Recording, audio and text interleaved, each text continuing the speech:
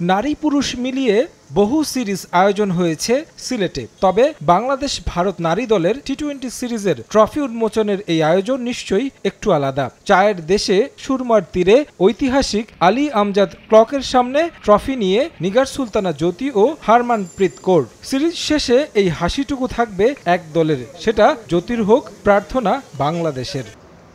Cricket বিশ্বে নতুন rivalry Bangladesh Bharat লড়াই, নারী কিংবা পুরুষ যেখানে মুখোমুখি হয় দুই দল, ছড়ায় বাড়তি উন্মাদনা। ভারতের গেল বাংলাদেশ সফরে মাঠের খেলা ছাপিয়ে উত্তাপ ছড়িয়েছে কথার লড়াইয়ে, তাই এ সিরিজটা রূপ নিয়েছে প্রতিশোধের মঞ্চ হিসেবে।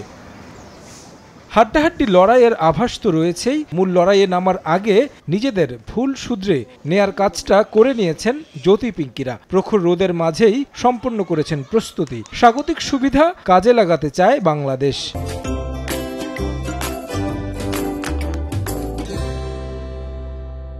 যখনই কোনো ক্যাম্প হয় বা কোনো টুর্নামেন্ট হয় আমরা এখানেই খেলি। সো সিলেট বরাবরই আমাদের পছন্দের জায়গা। ম্যাচ হারা যেতে নিয়ে আমার কোনোদিন কোনো আক্ষেপ থাকে না, বাট আমাদের এখন এটাই লুকিং ফরওয়ার্ড যে আমরা যেন ইন্ডিয়ার এগেনস্টে যেন আমরা আমাদের ক্যাপাসিটি অনুযায়ী বেটার ক্রিকেট খেলতে পারি। এবছর সেপ্টেম্বর অক্টোবরে বাংলাদেশে বসবে নারী টি-20 বিশ্বকাপের নবম আসর। সংক্ষিপ্ত সংস্করণের বিশ্বকাপের প্রস্তুতির অংশ হিসেবে ভারতের বিপক্ষে সিরিজটা গুরুত্বের সঙ্গে দেখছে বাংলাদেশ। অতিরিক্ত গরমের সঙ্গে মানিয়ে নিতে হয়েছে অনুশীলন। বাংলাদেশ অধিনায়কের চোখে কোনো প্রতিশোধ নয়, বরং ভালো ক্রিকেট খেলাই লক্ষ্য। ফার্স্ট অনেক কিছু হয়ে গেছে, যেটা হোয়াটএভার হ্যাপেন ওটা তারা প্রশ্ন ধরে বসে নাই, বাট গুড টু হিয়ার যে তারা বলতেছে যে আমরা আগে থেকে অনেক ম্যাচের টিম, দ্যাট মিনস তারা আমাদেরকে লাইটলি নেয় নাই অবশ্যই।